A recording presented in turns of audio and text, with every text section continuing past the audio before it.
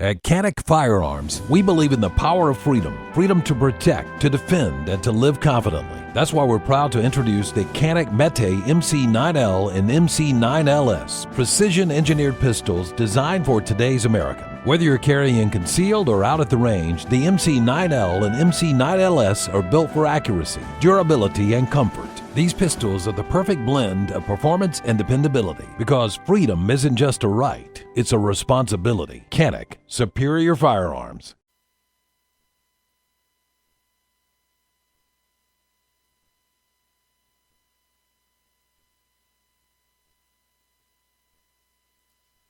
I have come here to chew bubble gum and kick ass, and I'm all out of bubble.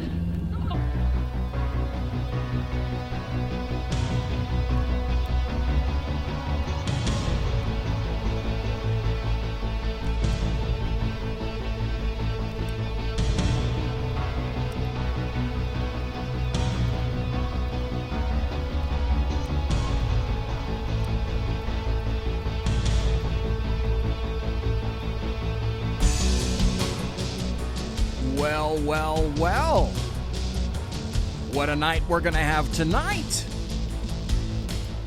You're live. It's direct. And you're in the saloon. Whose saloon? Ladies and gentlemen, boys and girls, children of all ages, welcome to the bloviating Zeppelins Berserk Bobcat Saloon radio show. It's Thursday. It's December 21st, the year of our Lord, 2017. You got a belly up to the bar. We've kept your seat. That's great to see you back. Angel is going to be your bartendress tonight. She pours with the best of them, and the lava lamp is, in fact, lighted, as you can see, to my left, your right. Oh, did I mention C? Yes, I did. If you want to watch the show, go to the SHR Media Facebook page. Go to the SHR Media YouTube channel. Two ways of watching the buttery goodness of this show. What show? Glad you asked. We'll get to that in just a second, but I want to tell you this. We don't water our drinks, just like we don't water our conversation, politics, religion, crime, culture, economics, race, sex, science, law. We talk about it all here at the saloon. Nothing is sacred. The speech is free, but the booze is not. All we ask is that you flush the damn toilet, jiggle the handle. I just cleaned it, okay? Jiggle the handle, and don't forget to tip your waitress. Tonight is an unusual night. Number one, the cord is hanging down from the stupid microphone. I've put it up about 10 times, and I'm giving up. I'm not doing that. Not anymore. Okay, let's switch over to another mode here. There we go. We're in bat mode. Bat mode, what the hell is that? That's turning up the volume on the microphone is what that is. We have an unusual show for you tonight. Gosh, BZ, how unusual would that be? Well, we're going to talk about something that actually to date we have never really spoken about here in the saloon. Now, we've kind of glossed over it a little bit in Sackheads, but tonight we're going to be talking about politics and the paranormal. Once we get into that, you will understand the linkage between all of this, because our special guest tonight is going to be Alan Thomas, formerly of Paranormal Central, and now he's skied out on his own. And after that, we're going to speak to the East Coast political goddess herself, Kari Baxter Donovan. And I'm basically going to be asking her, hey, what do you think some of the most important, or perhaps even unimportant, events or non-events, non-starters, so to speak, might have been in the year 2017, just like I asked Dan Butcher that very self-same question last Tuesday here in the saloon. And then Dan and I ran away for 2 hours of more buttery political goodness talking about that one particular thing. But I've got some other articles, some other things that I want to talk about before we get into that, because And I've got two really good things that fall under this. It's time for happy stories and good times. Here's one of them. Hundreds attend a funeral honoring an abandoned Vietnam veteran. This was wonderful. I would play the video of this, but I have to haul down the road, so to speak. Hundreds of strangers gathered at a church in Indianapolis, Indiana, Saturday to honor a Vietnam veteran with no known living relatives. Glenn Shelton, 68, who had a storied career with the Marines during the Vietnam War and earned a Purple Heart while serving with them, died November 26th, according to his obituary. Indiana Funeral Care organized Saturday's service and advertised it on a social media. The event grew so popular, the organizers had to move the ceremony to a larger venue. We don't know anything about him, so it's just rewarding that they can still find time to come out and pay their respects, Sarah Thompson, Indiana Funeral Care General Manager, told the radio station. Glenn might have been abandoned in life, but he will not be abandoned in death. That's a wonderful thing. Happy story number 2, at least in old BZ's eyes. The headline goes something like this. Lawmakers defy atheists and ring Salvation Army bells. Salvation Army bells, BZ, whatever do you mean? Oh, you mean you're linking it to the Christmas season. And yes, Merry Christmas, one and all. I should say that right now, because this is the last show until Christmas. Now, I will be back next week, every Tuesday and Thursday, just like clockwork, 8 p.m. Pacific, 11 p.m. Eastern. But this is it until Christmas. I come back the very next day, the day after Christmas. Sackheads will be here on Wednesday, and then I'll be returning on Thursday. In any event, a group of Republican lawmakers in Connecticut said that they would not allow themselves to be bullied by a bunch of what they termed angry out-of-town atheists. The Freedom From Religion Foundation, please note the difference, not the Freedom of Religion, but the Freedom From Religion Foundation, a Wisconsin-based horde of atheists, agnostics, and freethinkers, were outraged after they learned the Republican lawmakers were raising money for the Salvation Army.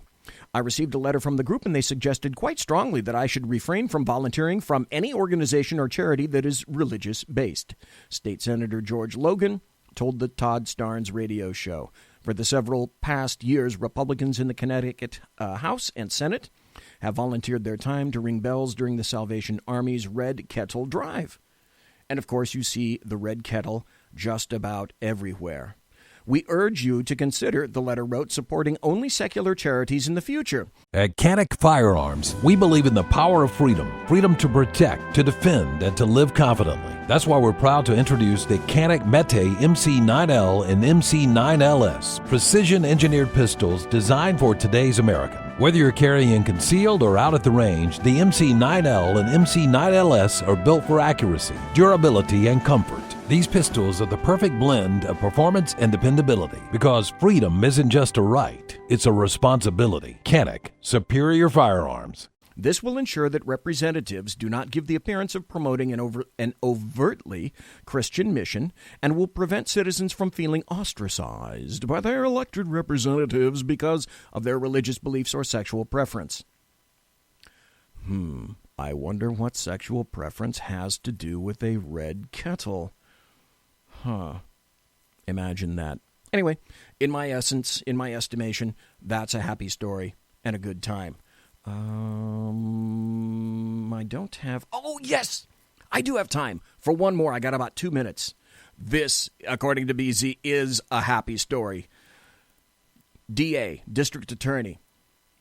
Grandma justified in shooting and killing attacker in pet spa. Some of this stuff I just absolutely love, and that's why I bring it to you, okay? North Carolina's... Do you ever see a linkage of some of these states? North Carolina's Cabarrus County District Attorney's Office says that the grandma who shot and killed an attacker... You're going to love the business name. Shot and killed an attacker at Sarah's Pet Spa was justified in doing so. The grandma's name is Sarah Shue. Can't write that. And the incident occurred in November, with the DA ruling on Friday. According to local TV sources, Deshaun Tatum forcefully and unlawfully entered the spa and started attacking Shu's boyfriend. Her 2 grandchildren were present as well, and Shu feared for their safety. Tatum left after a heated verbal exchange, only to return with a group of individuals who were yelling expletives at Shu. Shu called 911, and while she was talking to the dispatcher, a fight erupted between Tatum and Shu's boyfriend. Her 2 grandchildren were standing by her side when Tatum began moving toward her. The 911 dispatcher listened as Shu shot Tatum. She then returned to the phone and said, "I just shot one, and I'm going to shoot the rest of them." She then told the dispatcher, they're going to get guns. They said, "You better hurry." The dispatcher assured her that officers were on the way, then asked if Tatum was hurt. She responded, I shot him in the face. He's probably dead." Okay, that works for me. Now we're going to transition immediately. I want to play this right now because this is one of the reasons that I wanted Alan Thomas on the show. I've heard him before, I've met him, etc. We'll get into that. But it seems that this week there's been a very strange push where what I call the American media maggots or the mainstream media are beginning to recognize that there's odd stuff going on. And when you're appearing on a fighter pilot is appearing on Tucker Carlson's show, and when these folks are starting to take this seriously,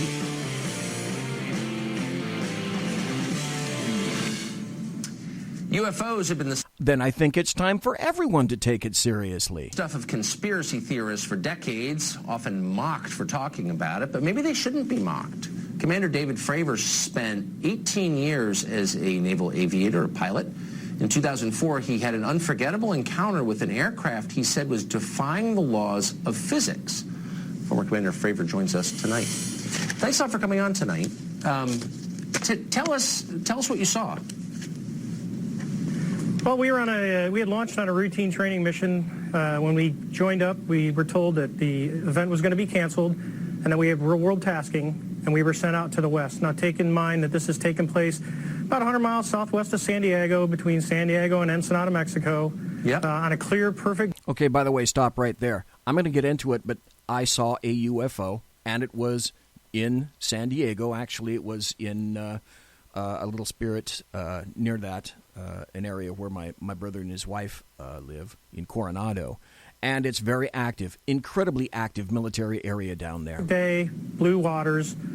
We get out to the spot where they tell us it's at. We start looking around, and both airplanes see a disturbance in the water and a white 40-foot long tic-tac shaped object just hovering above the water, going forward, back, left, right. There's no rotor wash, there's no wings, nothing. So as we drive around in a clockwise flow, we get to about the 9 o'clock position, and I said, well, I'm going to go down and check it out, and the other jet is going to stay high. So as we go down, when we get to the 12 o'clock position, it starts to mirror us. So it's in a clockwise flow, and it's on the opposite side of the circle from us. And we continue this. It's in a climb. We're in a descent. We're getting a great look at it. This whole thing takes about probably up to 5 minutes from the time we show up. I get over to the 8 o'clock position. It's at about the 2 o'clock position, and I decide I'm going to go and see what it is, and it's about 2,000 feet below me. And I cut across the circle, and as I get within about a half mile of it, it rapidly accelerates to the south in about 2 seconds and disappears. What would you estimate the speed? Oh, well above supersonic. It like a bullet out of a gun, it took off. So from what you know about aerodynamics, mechanics, physics, should this be possible, what you saw? Not with the technology that we have today. Thank you. Not at all. Even now, even 13 years later, is there anything that you know of capable of this kind of behavior? No, there's nothing I know of. I mean, when we saw the video with the IR, it has no exhaust, no discernible things of anything form of propulsion. And this thing came from a dead hover over the water, just kind of moving around, to a climb up to about 12,000 feet to rapidly accelerating away in a climb, and in less than 2 seconds it was gone. And you figure you're talking 50 miles of visibility, and you can easily see an object that size easily out to 10 miles, and it just disappeared in seconds. What would be the effects on a human pilot of the G-forces involved in that altitude change? Holy crap. Well, the altitude wouldn't be bad. It would be the acceleration of the object. That's right. Honestly, I wanted to fly it. Yeah, there's, talking to some physicists, Hell yeah. they don't think the human body could handle that kind of force with that acceleration. It doesn't sound like the human body could. So bottom line, what do you think this was? I believe, as do the other folks that were on the flight, that when we visually saw it, that it was something not from this world. When presumably you expressed that belief to your superiors, what did they say? Yeah.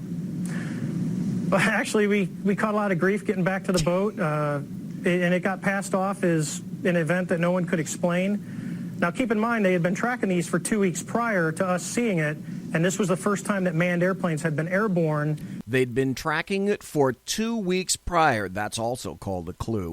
When the objects appeared. This feels like a really big story to me. It's not exactly clear why Vladimir Putin's more interesting than this. I think this seems like a big deal. And Commander, I appreciate your taking the time to talk to us about it. You seem sober and believable, and I appreciate it. Why, thank you very much, Tucker. Thanks.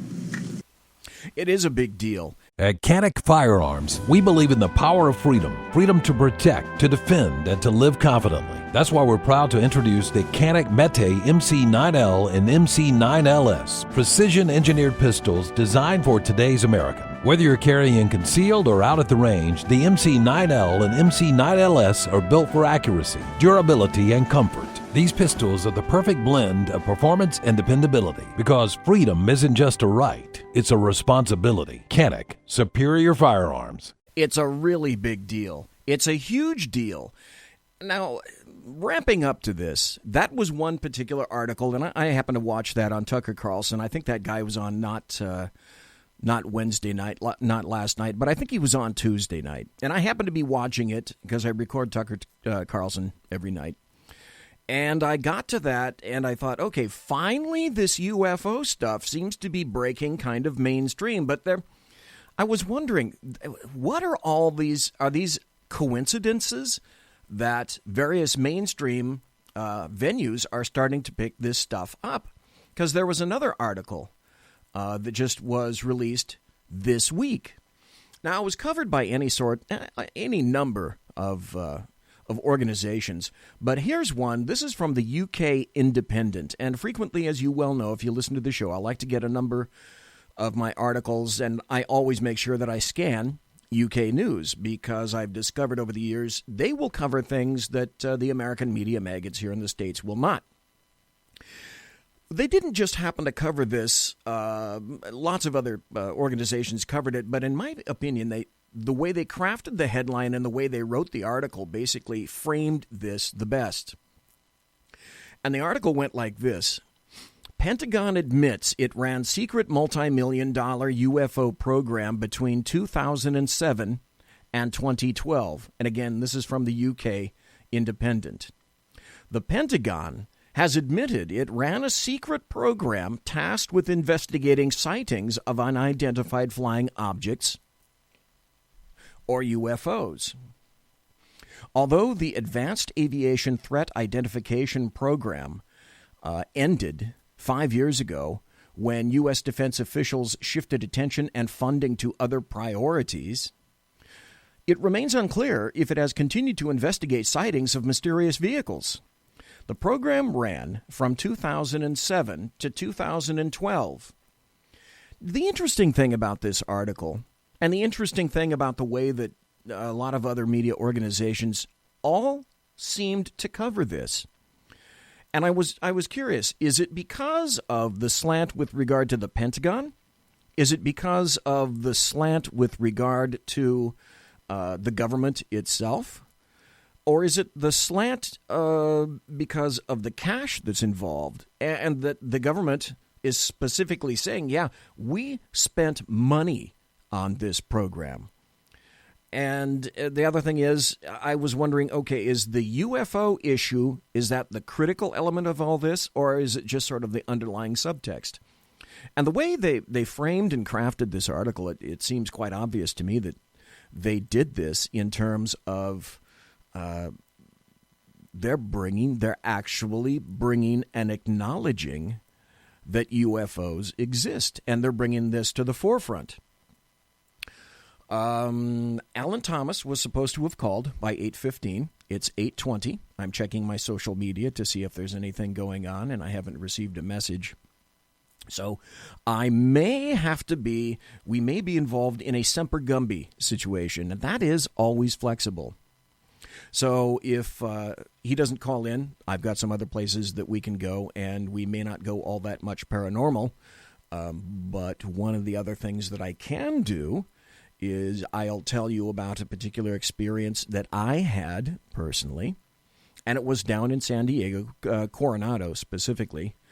And then if it turns out that Alan Thomas doesn't call in, what I'm going to do is I'm going to open up the phone lines. I'll give you the phone number, and the phone number I think is going to be on the screen. Well, let's go over here and look and see if the phone number is in fact on the screen. Yes, there it is. If you happen to be watching on YouTube, on the SHR Media channel, there it is at the bottom of the screen. If you happen to be listening to the SHR Media Facebook page, we're also live on the Facebook page, and the number is at the bottom of the screen. So if Alan Thomas doesn't call in, I'm going to open up the phone lines, and if you guys are brave enough to tell me if you've had any paranormal experiences, and I'm not going to limit it to any of that. I'm going to say if you've had any odd experiences where you've been involved with any form of the paranormal, any form of something that you simply could not explain. If it involves, for example, Alan Thomas happens to be quite involved as a Sasquatch hunter, a Sasquatch expert and researcher. That's his area, so to speak. If you have anything involving an incident like that, UFOs, things that you just couldn't explain. I have one very definite experience, and I predicate this upon the fact that I'm a skeptic. My wife knows that in terms of skepticism, I'm the ultimate shit show skeptic. That said, there were some things that I saw that made me believe, and you can call me wacky, call me whatever you want, tinfoil hat wearer. There is no tinfoil under this right now, I will tell you. There's only sort of a bald, long-haired, semi-covered pate up here of my luxuriant thatch. I don't wear tinfoil, but I have been disabused for a number of years now of thinking that in the galaxy that we're alone. I do not believe that we are alone. Anyway, I was telling you that this particular program at the Pentagon ran from 2007 to 2012, and now they released the information. It's documented. They spent $22 million on it. Now, taken in perspective, that's really not all that much money. But to have the U.S. government and or the Pentagon or the Department of Defense admit that they spent what could be considered to some a fairly sizable amount of cash on this, that's relatively amazing. It was $22 million. My mistake. It was $22 million, not a one-time effort, but $22 million per year between 2007 and 2012. All right, that makes a little bit of a difference. The thing I found interesting in the article is it said this budget was hidden in the U.S. Defense Department budget, worth hundreds of billions of dollars. And the New York Times reported on this. And that's another thing that I found kind of interesting. Also, one aspect of this, a sidebar, is At Century Arms, we're committed to supporting your freedom, your rights, and your way of life. With generations of craftsmanship and innovation, we proudly provide firearms that embody the spirit of liberty. Introducing the new Sharp Brothers MB-47 rifle, designed for precision, built for strength, and ready for anything. Whether you're on the range or defending what matters most, the MB-47 rifle is where generation meets innovation. For more information, visit us at centuryarms.com now. That NASA is looking for a full-time role as a protection officer for space. They pay as much as £141,000 a year, The successful candidate will ensure that humans in space do not contaminate planets, as well as protecting the Earth from alien matter. There you go. NASA for you. Continuing on with this article, initial funding came largely at the request of former, and this is very important as well. Initial funding came largely at the request of former Senate Democrat leader Harry Reid, the Nevada Democrat long known for his enthusiasm for space phenomena, the newspaper said. Well, Harry Reid represented Nevada. What's in Nevada? What do we know about Nevada? They're famous, or infamous, I suppose you could say, for Area 51. Area 51 has, people have said that that's one of the places that some of the alien creatures from Roswell were deposited at one point. It took the United States government years to even acknowledge that Area 51 existed, although maps all over Nevada were marked clearly Area 51. And so it wasn't until about maybe 5 or 10 years ago that the U.S. government even began to acknowledge that Area 51 existed, even though for years many people had been taking photographs of Area 51 and had been noticing objects, lights, etc., odd objects all around the skies at night and during the day. Now, also, with this caveat, Area 51 has also been an area of experimentation for many years, all the way from the F-117 Stealth up to the B-1B bomber and all the stealth programs in between. Have Blue, etc. All of these things were created, tested, experimented upon, flown from Area 51. So I just find that linkage kind of interesting between that and Harry Reid. Most of the money went to an aerospace research company run by Robert Bigelow, a billionaire entrepreneur and longtime friend of Mr. Reid. I'm not embarrassed or ashamed or sorry that I got this thing going, Mr. Reid told the New York Times. But according to its backers, the program remains in existence, which I find interesting. And officials continue to investigate UFO episodes brought to their attention by service members alongside their other duties, the paper said. Now it moves to Politico, which covers, obviously, political stories. A former congressional staffer told the Politico news website that the program may have been established to monitor whether a rival foreign power had developed potentially threatening next-generation technology. Was this China or Russia trying to do something, or has some kind of propulsion system we're not familiar with, they asked. The Pentagon openly acknowledged the fate of the program. The Advanced Aviation Threat Identification Program ended in the 2012 timeframe. Laura Ochoa, a spokeswoman, said, it was determined that there were other higher priority issues that merited funding, and it was in the best interest of the Department of Defense to make a change. But the Pentagon was less clear about whether the program has continued since then. The DoD takes seriously all threats and potential threats to our people, our assets, and our mission, and takes action whenever credible information is developed, Ms. Ochoa said. And then in the article, here's a tweet from Senator Harry Reid, direct from him, and it says, the truth is out there. Seriously. And then he quotes a New York Times article. And here we go. This is from the New York Times. The headline is, Glowing Auras and Black Money. The Pentagon's mysterious UFO program. My gosh. Listen.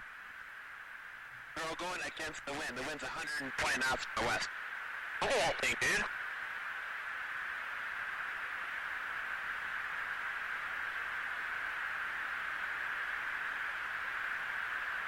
That's not our LNS, though, is it? It's not. That is an LNS, dude. Well, if there's like... Look at that thing. It's rotating. It's rotating, they said, which I find extremely interesting. The New York Times says Washington, in the $600 billion annual Defense Department budgets, the $22 million spent on the Advanced Aerospace Threat Identification Program was almost impossible to find, which was how the Pentagon wanted it. For years, the program investigated reports of unidentified flying objects, according to Defense Department officials, interviews with program participants, and records obtained by the New York Times. It was run by the military intelligence official Luis Elizondo on the 5th floor of the Pentagon's C Ring, deep within the building's maze. The Defense Department has never before acknowledged the existence of the program, which it says it shut down in 2012.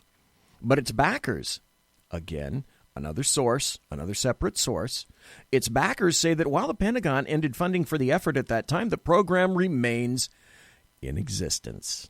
For the past 5 years, they say, officials with the program have continued to investigate episodes brought to them by service members while they carry out their other duties within the Defense Department.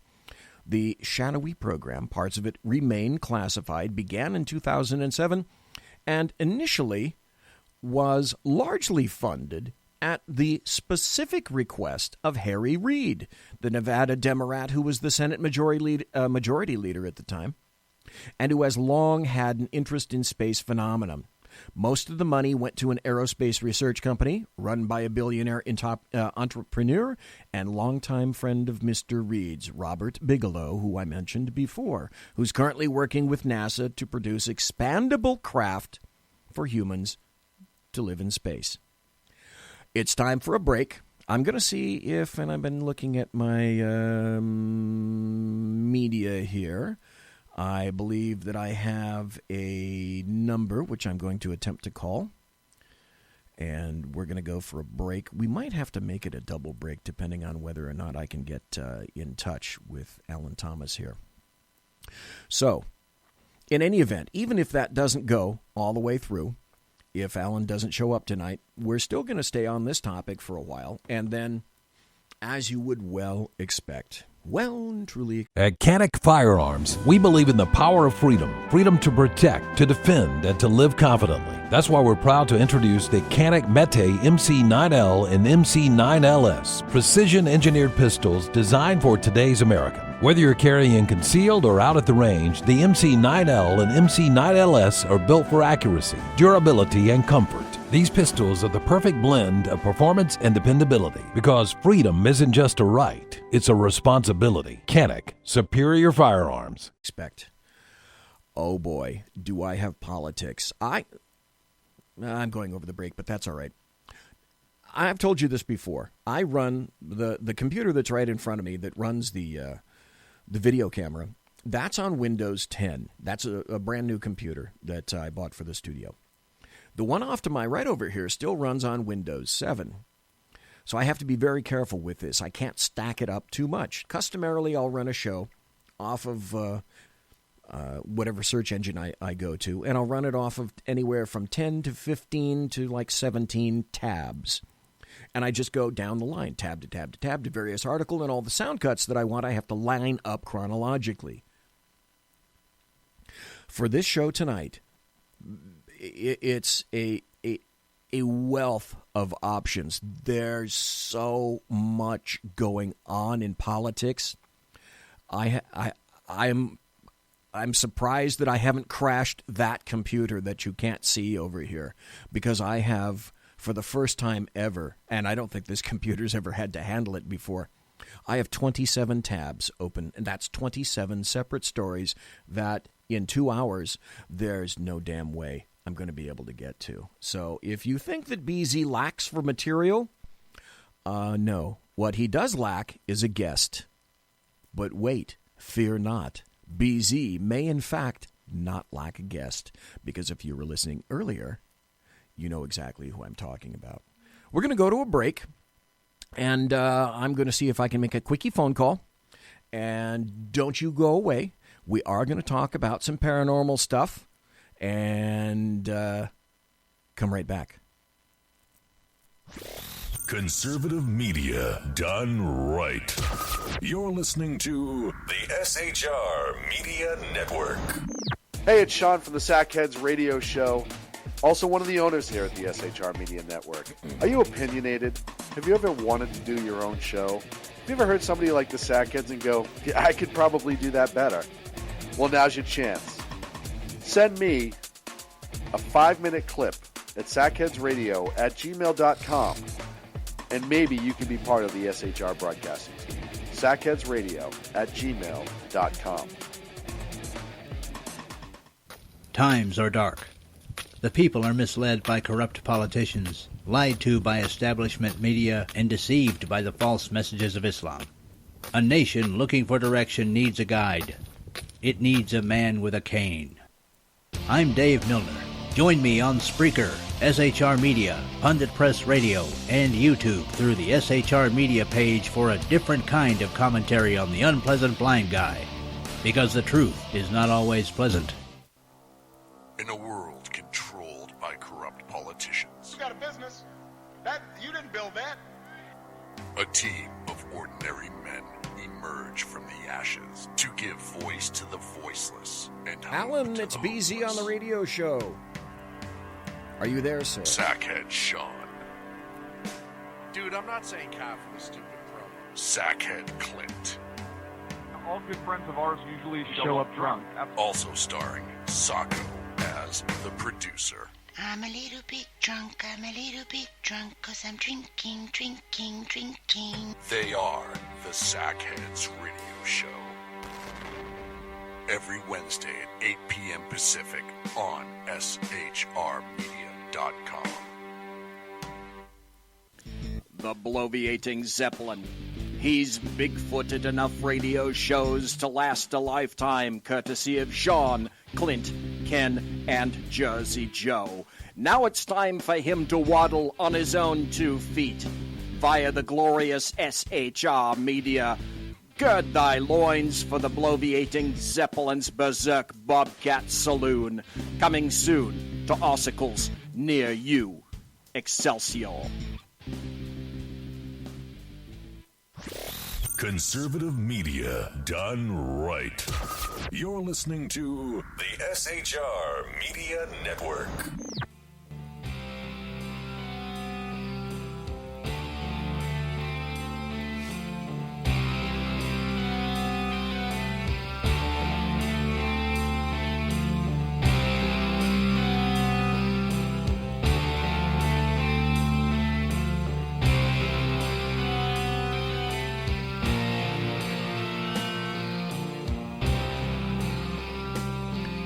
Well, we're back. I can say most definitively that I'm back, you're back, no one else is back. So, unfortunately, the 2 phone numbers that I had for this young man, they are not working real well. So I'll regale you with my tale, and then we're going to shift gears. And then if you are interested and you don't mind regaling us with your tale, the phone lines are open. So I'll tell you this. I'll start it out this way. And I said before, I'm a skeptic with regard to this. I've been a skeptic for many years. I've always been involved and interested in science fiction. Writing, a little bit of it, certainly reading it. My brothers, when I was a small pup, back at the parents' house, got me involved in reading science fiction, and boom, that just took off. So I love all things science fiction. I love the movies. I love the books. If it has anything to do with science fiction, I have watched it, seen it, read about it, etc. I have numerous favorite authors. But not until recently, well, I say recently, let me back up. I say about 2000 and, oh gosh, when was this? My brother lives in San Diego County, and specifically on that little peninsula, they call it an island, but it isn't, of Coronado. Now, Coronado is interesting insofar as it's right in the midst of, say, North Island. So the U.S. Navy has a massive presence down in San Diego. And so does the U.S. Marine Corps. They've got a big airport that parallels Lindbergh Field. Well, let me tell you about Lindbergh Field. If you've ever flown into San Diego, and not out of is not so bad, but flying into San Diego, Lindbergh Field, is a hell of an experience. Because if you ever have, you know that as you're coming in, the angle of attack and approaching, because you approach east to west, and west ends because, after a certain point, it's just the Pacific Ocean and a thin aluminum tube. But as you approach from the east into At Century Arms, we're committed to supporting your freedom, your rights, and your way of life. With generations of craftsmanship and innovation, we proudly provide firearms that embody the spirit of liberty. Introducing the new Sharp Brothers MB-47 rifle, designed for precision, built for strength, and ready for anything. Whether you're on the range or defending what matters most, the MB-47 rifle is where generation meets innovation. For more information, visit us at centuryarms.com now. San Diego, you are literally on eyeball level, especially if you look over to the left, because that's how the buildings are oriented. You are on eyeball level, and people in buildings are looking and watching you land into Lindbergh Field. And the angle of attack is pretty steep. You flare quickly, and the pilot has to slam that bad boy down pretty quickly and then jam on the brakes. So just getting into Lindbergh Field in San Diego is amusing. But it's one of my favorite airports just because of that. And I love the plane ride. In any event, it's surrounded by all sorts of active military bases, the likes of which all utilize aircraft. Now, at night, I was outside in my brother's house, and I was in the midst of 3 or 4 people. And it was a holiday. It might have been Thanksgiving. And folks were going in and out just before dinner. And as it was getting dark, I looked up into the southwest sky. And because I've been interested in aviation for years, I'm an Air Force brat. My dad was retired as a full bird colonel in the Air Force. We lived on Wright-Patterson Air Force Base for a while.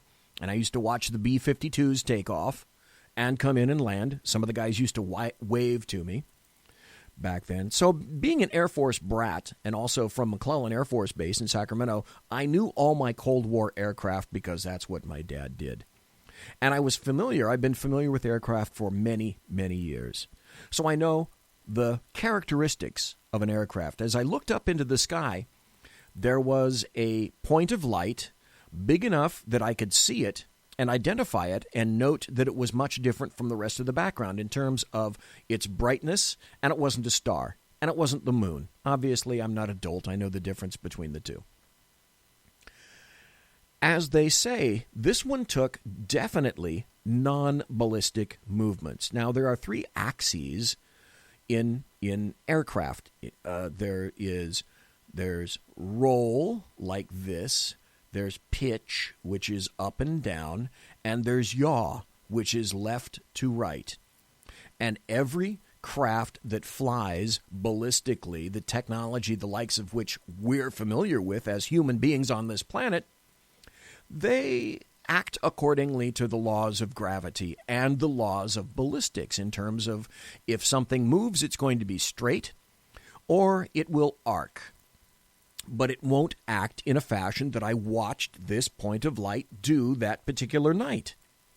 It moved in a square fashion, both rapidly and slowly. It started out at one point out of the southwest, moved at a diagonal rapidly, and stopped. Now, I know the difference between a jet and a helicopter. Obviously, some people were saying, well, Beezy, that's just a helicopter, right? No, it wasn't. From there, it moved diagonally to the right, stopped, moved all the way down, straight down, vertically, rapidly, then made a box, a square, a box. No ballistic movements whatsoever, rapid acceleration, rapid deceleration, and there was no noise. I contacted a couple of folks and I said, come on out here, take a peek at this, see what's going on. And by that time, who knows where it had gone.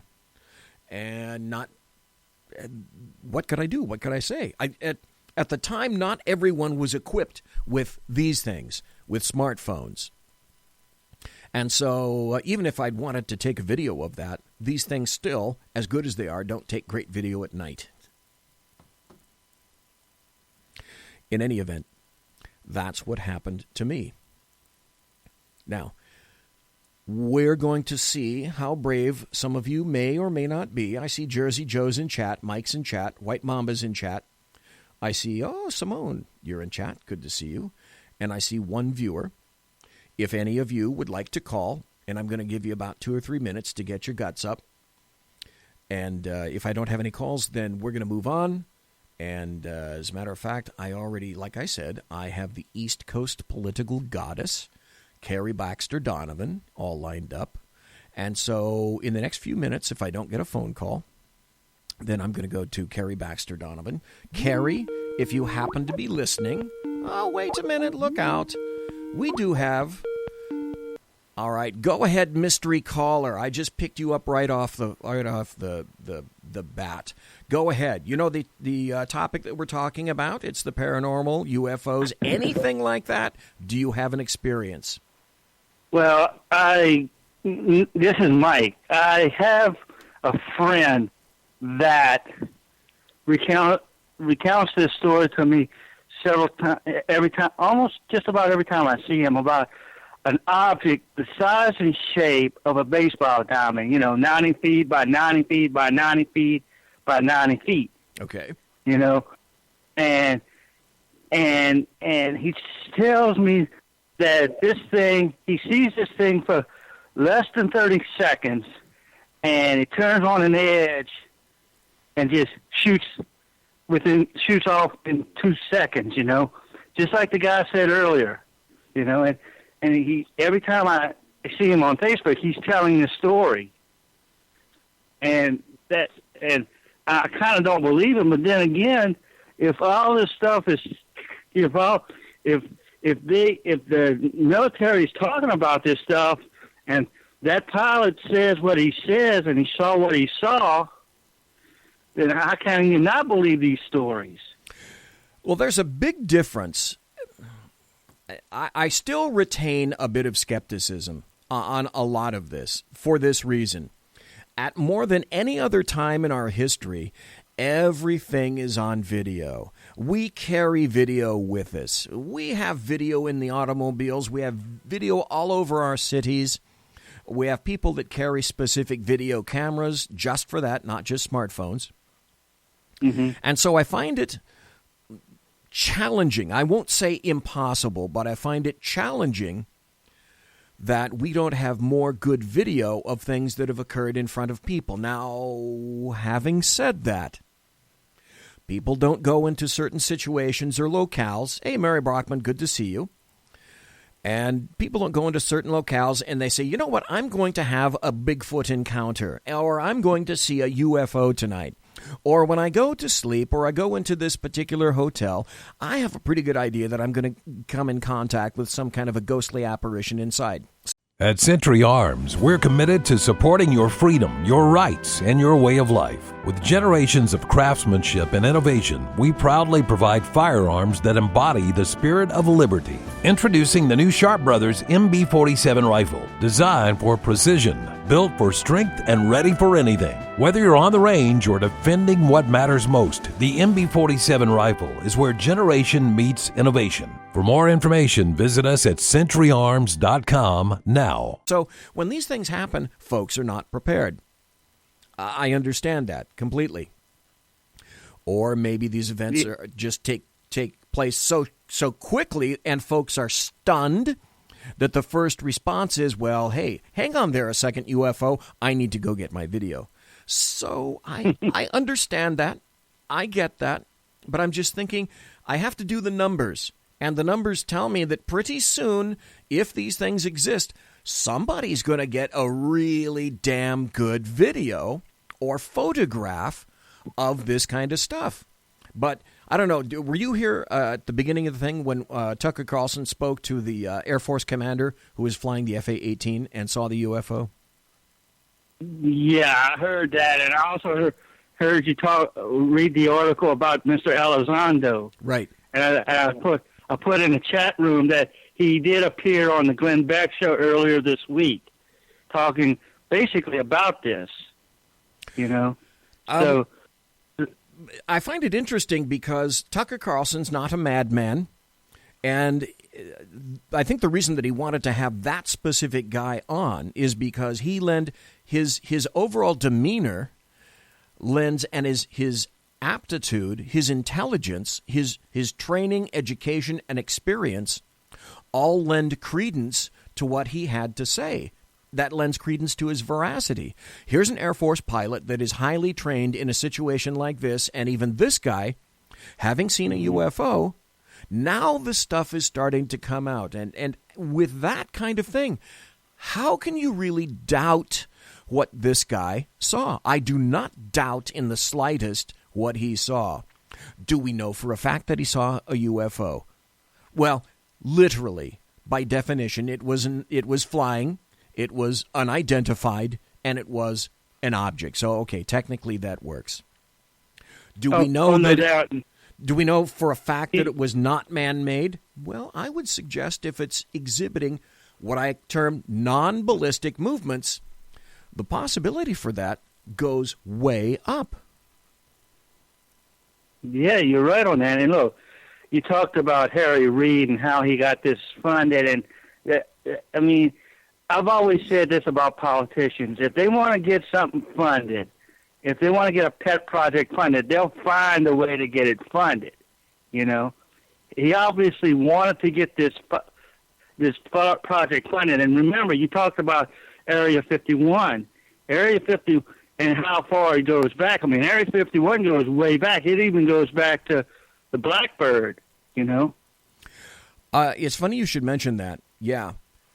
That's another funny little pet project of mine is the Skunk Works, the Lockheed Skunk Works. You're talking about technology that was created in the 50s, and it was created there. There were no such things as computers back then that they could use to craft things in terms of engineering. These dudes all had slide rules and pocket protectors and short-sleeve white shirts with thick plastic glasses. And it was a completely analog aircraft. Now, it was first as the YF-12A. It was a single-seat fighter. Well, it wasn't. It was first designed to be a fighter, and then they decided that they were going to make it a reconnaissance vehicle. And then it changed to the SR-71 and became a two-up, a tandem, two individuals, pilot in the front, RSO in the rear, and it was completely unarmed. And the reason it was called the SR-71 is because President Johnson, who made the announcement, screwed it up. And he said it was SR-71. It was supposed to be an RS-71. So after Johnson said that it was an SR-71, the Air Force in its infinite wisdom said, okay, I guess it's an SR-71. And so the tag stuck. So when they were testing the YF-12A, they were testing out at Area 51. Also, when they were testing the SR-71, it was tested out at Area 51. The same for the F-117 and the same for the B-1 Spirit. So we know all of these things have been out in 51. That justifies fully the existence of this because, you know, the Air Force has stuff going on that they don't want folks like you and me to see. To the point where the federal government purchased a couple more mountain ranges that you can't get past in order to keep photographers further away. The closest now that you can get to Area 51 is almost 15 miles. Now people get on tops of mountains with massive cameras and get they're not real good, but they still happen to get video and photographs of what's happening out there. Okay, the bottom line is... No, I'm sorry, go ahead, Mike. No doubt, and that's the thing. I mean, we've seen, you talked about science fiction and movies and stuff and things that we've seen in movies. I mean, I remember a movie in the 80s called The Flight of the Navigator where, you know, where the ship within 2 seconds goes, you know, straight up in the air. And it was one of these things where you knew it was science fiction, but, I mean, and you were hearing these stories back then, these type of stories back then, even from the military from back then, you know, where, you know, you would hear, you know, from World War II or from whatever, where you would hear these stories, and you would hear, you would see, maybe you would be in a jet or something, and you see some object, and this object would be there, and then within seconds it'd be gone, and these pilots would not understand why, or they reported it, and those reports would disappear. Have you ever heard the term Foo Fighter? Yes. Okay. Besides being a group that I happen to really, really like, Dave Grohl from Nirvana, who plays drums, I happen to like the Foo Fighters. They're a group. But the name Foo Fighter has been attached to alien UFOs, and it came back from World War II. There were World War II American aircraft that were paralleled, and some were even attacked by what they called Foo Fighters. And originally they thought that it might have been something wacky that came out of Germany, because Lord knows we've discovered after the paperclips materials that came out with the German engineers, we discovered that Germany had a wild assortment of aircraft and that they were working on things that now look like UFOs. Well, that's oddly enough where the title Foo Fighter came from. We've got about another... I'm sorry, go ahead, sir. You have these reports, and it's not just from World War II. I've heard reports from Korea and from Vietnam, and you remember the old Coast to Coast radio show. That's why. Oh my God, I loved Art Bell. I thought Art Bell had the coolest show in the world. I loved Art Bell's show. That's mainly what he talked about. And later, the guy who eventually took over for him did the same type of stuff as well, And that's the thing. That's what he talked about. And basically, he would bring these guys on, and either pilots or midshipmen or whatever that saw this stuff, And that's. If you're getting reports from guys who are in the military, you can't dismiss military reports. No. I guess you can, but if you're getting multiple reports over decades and decades of these things, these phenomenon happening, you can't really dismiss it. Well, the other thing is that a lot of the people that are making these observations in the air are professionals in the first place. Now, some of them are military-oriented, and some of them are commercial pilots. Some are general aviation pilots.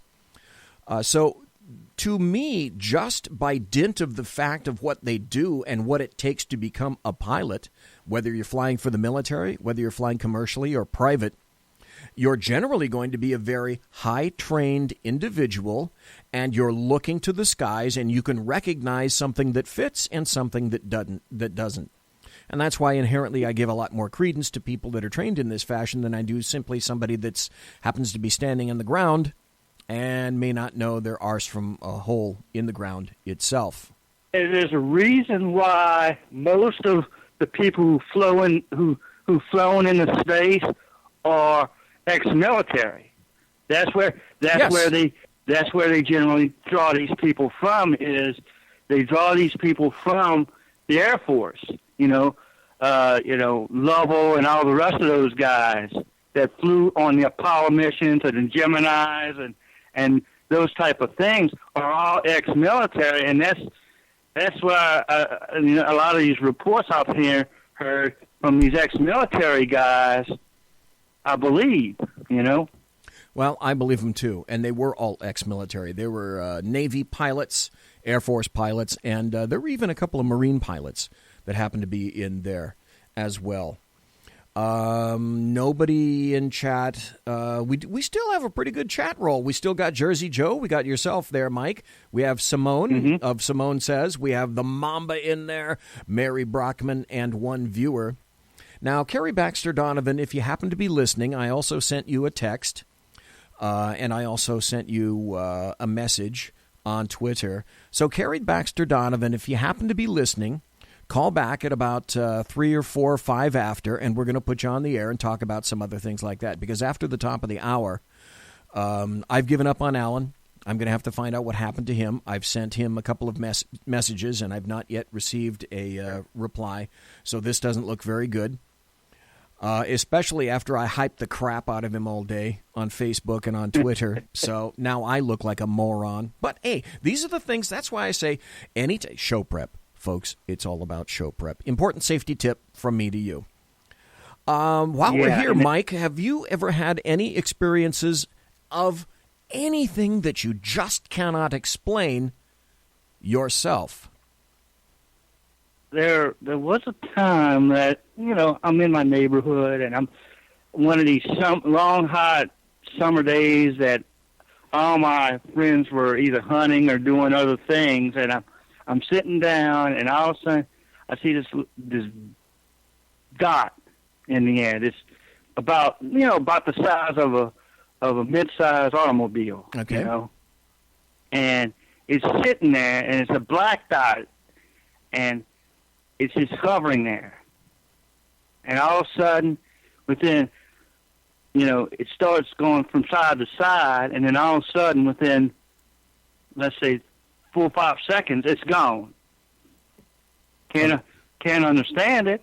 Didn't want to talk about it, but it's gone, So tell folks where you are. I think you're down in the southern part of the United States, aren't you?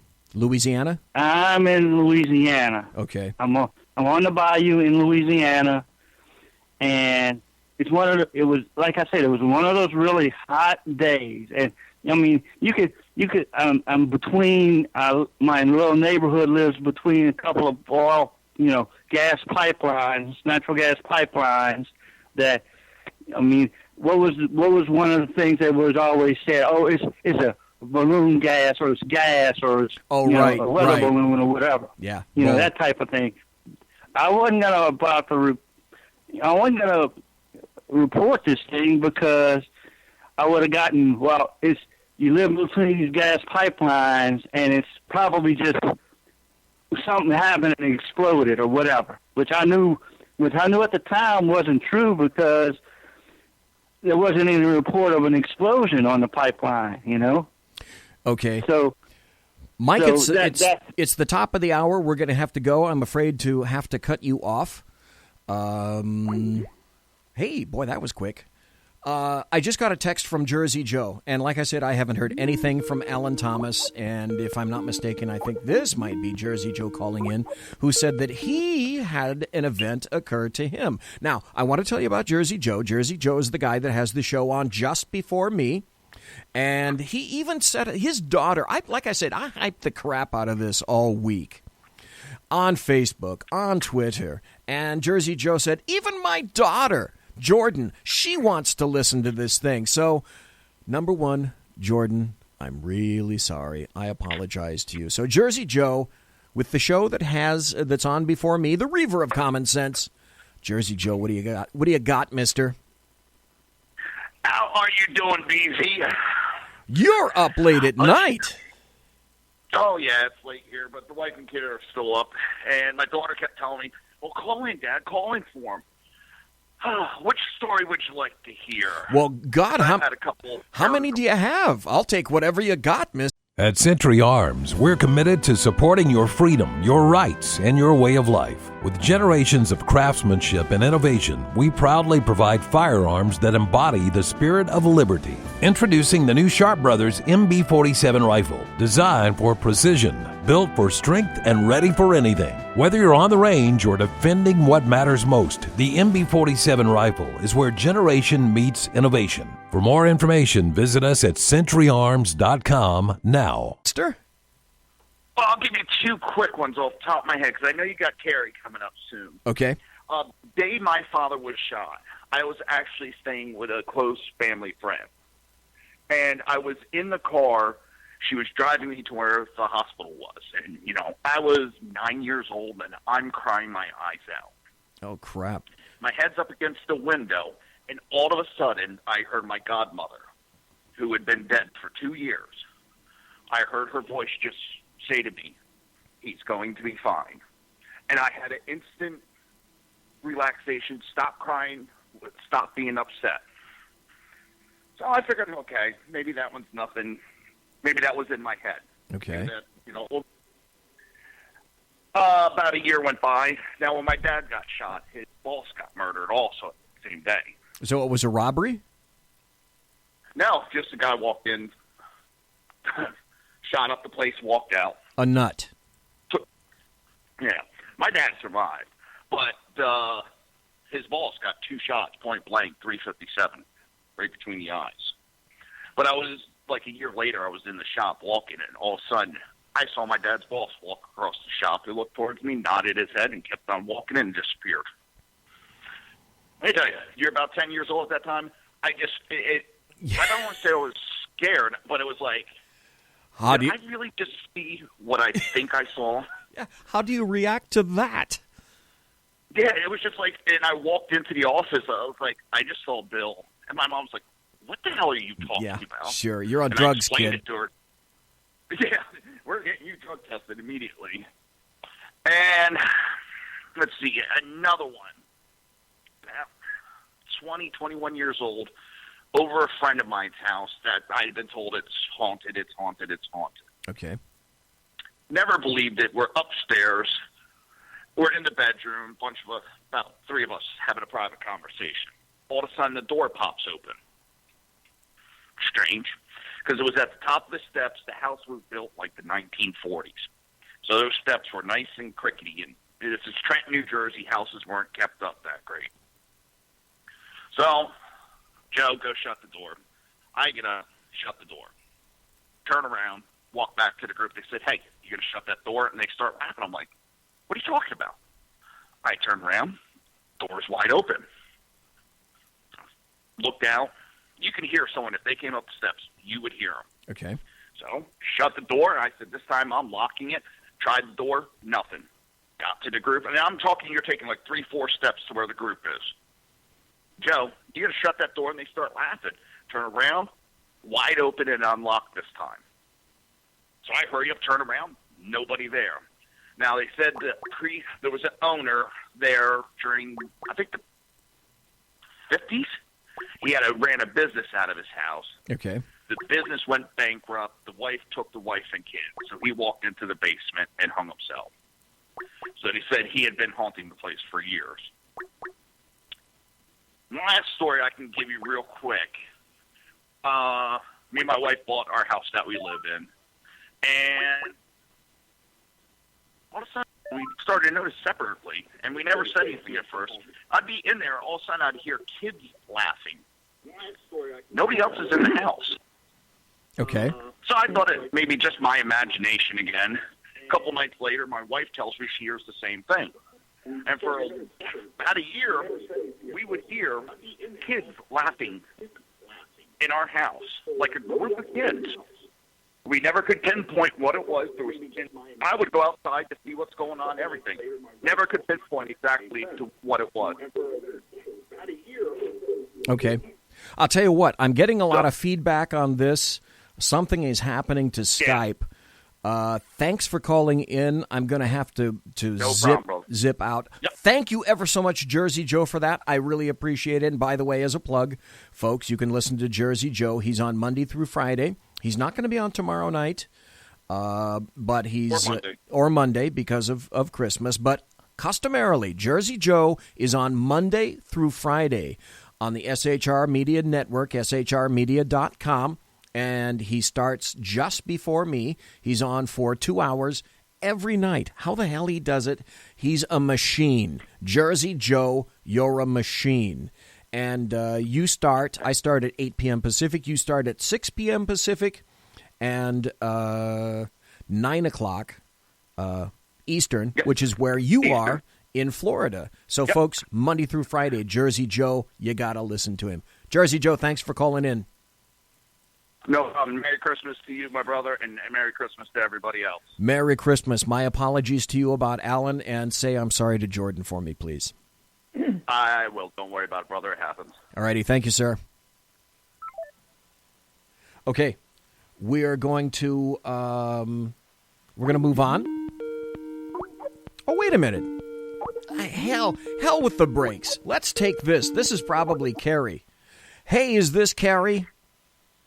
This is Kari. Hello. Hey, great. Screw the brakes. We'll just go right to you. This is my show. I get to do any damn thing I want. You can. You can do anything you want. You're having a night, aren't you? Yeah. One of those nights living where the dream. Yeah, living the dream. That's right. One of those nights that you promote the crap out of something and then, okay, all right, I've beaten that cat to death. All right, hey, right. what I wanted to do, something good will happen. And I told you. Now, see, wasn't it kind of like premonition? Didn't I say? I said I wanted you on Thursday, and I said I've talked to Alan Thomas, but he hasn't gotten back to me, so I'm not exactly sure how long he wants to be on. So if you could be flexible, that would be great. So number one, God bless you for being flexible. I really appreciate that. Thank you. And so thank you. You're reliable, so I appreciate that as well. Folks, we're talking to Kari Baxter Donovan. She has spoken on the show many times before. She is the East Coast political goddess. She has contacts in politics all across the fruited plain, but primarily up in the Northeast area where, it's like politics central up there, D.C. and the environs, Maryland, Virginia, etc. Tell folks where you are, though. Well, I live outside of Raleigh, North Carolina. Okay. And how did you get into politics? Why did they become so interesting for you? Well, I've been obsessed with politics since I can remember. Little kindergarten probably. And I would be talking about politics in kindergarten, and my teacher would try to tell me that some of the other kids probably weren't interested in my political stories. They probably wanted me to talk more about like playground games and stuff, and I was always really confused by that. I think what started it was my grandmother was very political. She was a Democrat and a feminist, but she was one of the those first wave feminists. Okay. But she was very active in different groups, women's groups, talking about politics. She was probably one of the first activist, and she felt very connected with the whole Nixon story. Like she felt like she was really a part of something, and so she would just tell me a lot about that. And also, she was a daughter of the American Revolution, and so she would talk to me about what that meant to have ancestors who actually fought in the Revolutionary War. So it was my grandmother's fault, and it started when I was very little. Okay. And so since that time, you've been interested in politics. And I told you that, I talked to Dan Butcher, the number one guy in media, in Texas at least. And Dan and I spoke for the entire 2 hours. And one of the things that I wanted to, that I spoke to him about, was the thing that I wanted to talk to you about, and then we'll tickle your brain housing group about some other things in just a moment. But I wanted to get your take on what you thought, because it's the end of the year. Monday's Christmas. The next Monday after that, boom, 2018 comes in. What do you happen to think were some of the most significant or even overblown, overrated stories or events of 2017? So a couple of things that are just going to stick in your wheelhouse as long as you can remember. Anything pop up into your brain about that? Oh, and I'm going to have a lot, but the one that popped into my brain and then I later thought about for a while was what I think it was the most exciting story and impactful was President Trump's big-time wrestling tweet. Because all the people that created all those memes? The memes. And when he retweeted that meme, I felt the stratosphere. You want to talk about UFO? I don't know. I mean, that I've always been a Trump supporter. From way back, I was getting kicked around, and I'm like, I'm a Trump supporter. I'm in. I am sold out for Trump. That guy has, shaken my stratosphere. So I have studied all of this time, all of these political movements, politicians, I was involved with cultural Marxism. I was a community organizer. I worked in doing job developing with felons during the riots. I just seen all these different people and different things. I have never seen anybody like President Trump. But that tweet, I think, changed a lot of dynamics. It is just a total shift for many people because he's so out of the box. He is so undignified. Isn't he deplorable? I mean, and that tweet just to me was so unpresidential and awesome. So that would be my pick. My pick would be this. For the end of 2016 and certainly all of 2017. And I think you of all people would probably agree with me about this. I've said it before, and that's this. November 8th occurred, and the Democrats, not one of them, have managed to transition over to Wednesday, November 9th.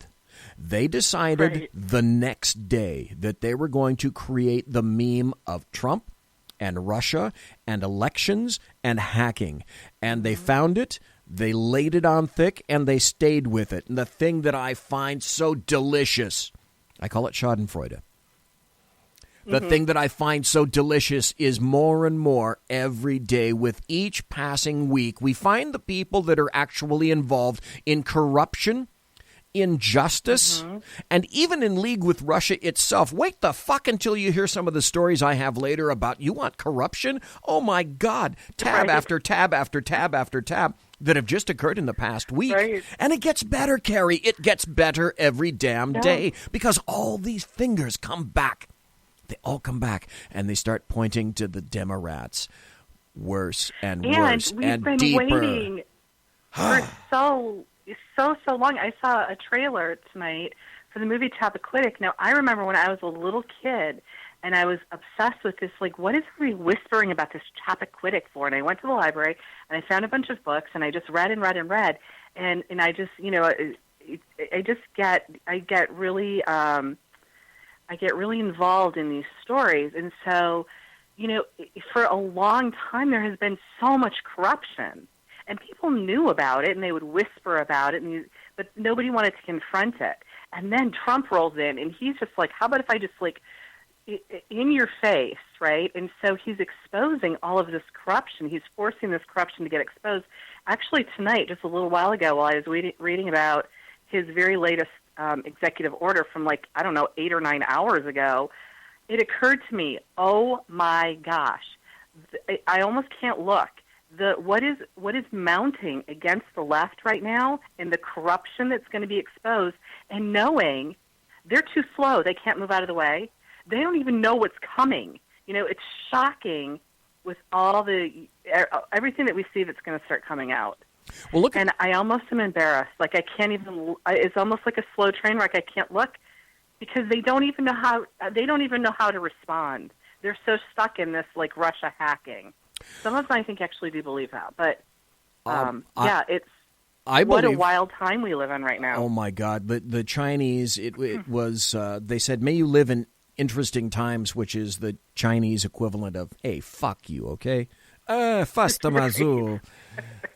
And so we are living in interesting times. The thing I find so delicious is now Uranium One and that deal. That is coming to light. Now Hillary Clinton and her corruption. And it's coming to light. And if you watched any of that Bundy trial, which all of the us rednecks and deplorables and undesirables were watching on live stream, just eating up everything that we could find out about Bundy Ranch.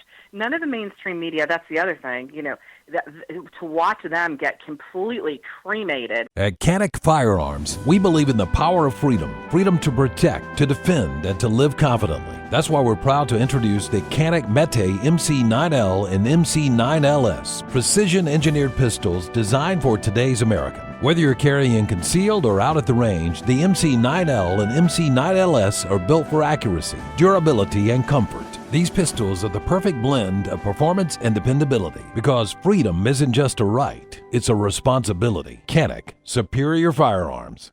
it's been awesome and beautiful this year. But the whole Bundy Ranch story, I think, was the biggest story that the media completely ignored.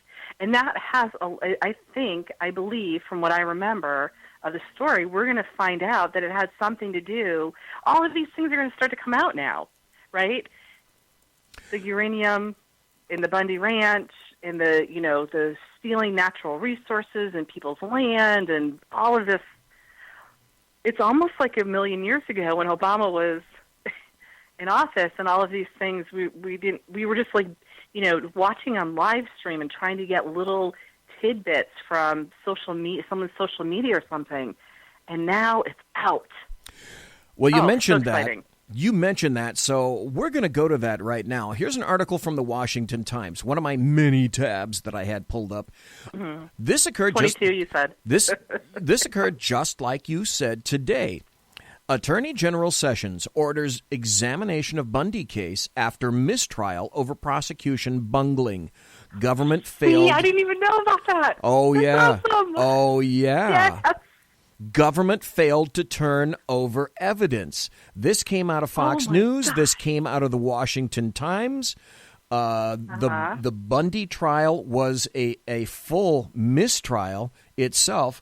I don't know if you're going to be able to hear this, but I'm going to play a sound bite so that kind of clues folks in as to what happened on Bundy this. will remain in federal custody. Both of his sons expected this case to fall apart, and they maintain their innocence in all this. This was the scene moments after the judge declared a mistrial this morning. Ammon Bundy and his brother Ryan say they will absolutely see this through until the end. A judge suspended the proceedings last week to review whether prosecutors held key evidence back from the defense in that 2014 armed standoff in Bunkerville, Nevada. Today, the federal judge says there was no way this case could move forward. We lived it. We understood what was going on and what wasn't going on, and we can see that things were being withheld because of our firsthand knowledge. Yeah, we knew the truth. And I've always said, I am not afraid of the truth. The truth will set me free. Cliven Bundy's attorney says that there is a hearing set for January 8th. That is when a judge could decide if this will head towards a retrial. Joe Bartels, 13 Action News. So the article goes like this. It says, Attorney General Jeff Sessions stepped into the Bundy prosecution after Wednesday's mistrial, ordering a third-party examination of the case in light of the latest government snafu. Quote, the Attorney General takes this issue very seriously and has personally directed that an expert in the Justice Department's discovery obligations be deployed to examine the case and advise as to the next steps, said Ian Pryor, the department's principal deputy director of public affairs, in a late Wednesday statement. Boom. Bing. Oh my right gosh. there. And I almost have goosebumps because I remember when Glenn Beck went on a tirade, and I was so mad at him. I wanted to punch him right in the throat. He went after, just unruly people, and he really laid it on thick. And I remember thinking to myself, when are we ever going to win one? We, the good guys, who really want this corruption to stop. How did he, a supposed intelligent person, not see the play, see what was happening? I get really worked up about that when people don't understand, like they can't connect the pieces, right? So, this story was maddening for me because it was so obvious, it was so corrupt. And so I'm very excited. I guess I knew that there was a mistrial, but I got lost in other stories. Like you said, there's so many stories now. I got lost in the story. I didn't realize that Sessions was going to take it further. The decision to intervene came after Chief U.S. District Court Judge Gloria Navarro declared a mistrial over the government's willful failure to disclose information. In Fed speak, that's an uppercut. That's a right to the jaw. As she said this to the defense, saying it would have been impossible for the 4 co-defendants to receive a fair trial. Failure to turn over such evidence violates due process, Judge Navarro said in the courtroom. The Arizona Republic reported a fair trial at this point is impossible.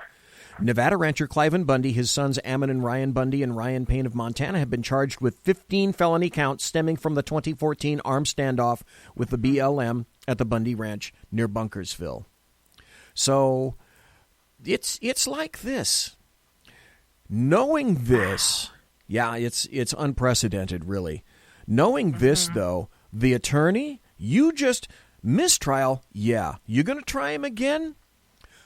Good luck on that one. And because already this is growing, this is a little bit of a tsunami all on its own. It really is. There are just one right after the next coming, I think, the next year. You're going to find, you're going to see, I'm going to see, we're all going to find out that the things that we suspected were going on during the Obama administration were in fact occurring. That instead of one of the most transparent administrations ever, just as he promised, history will turn out to show this was one of the most corrupt and opaque administrations in the history of the U.S. government. Sure. I am absolutely convinced of that. Yeah, and things that you and I know about that the average American who isn't obsessed with politics and the news, they're going to be shocked. And I remember it was probably 3 years ago when I ran into a guy, and I wish I remember his name. He was renting a house out in New Hampshire next to the house where I was staying, so he wasn't a regular guest. It was his first time there. And anyway, I was out walking my dog, and he was walking his dog, and we ended up chatting, and I was an early Trump supporter, so it wasn't that long ago. But anyway, we talked about that. We talked about Hillary Clinton, and somehow it came up in conversation, and he ended up telling me he was some bigwig in the Homeland Security, retired, right? Okay. And he said, let me tell you something. He said, what the problem that you're going to have is it's not terrorists. It's not ISIS terrorists. It's going to be the people who really believed in Hillary Clinton. When they find out the denial that they're going to have to go through, they can be very dangerous. And he told me that. And at the time, I thought, oh, come on, it can't be that bad, because I just wanted to all come out and just go, ha-ha, right?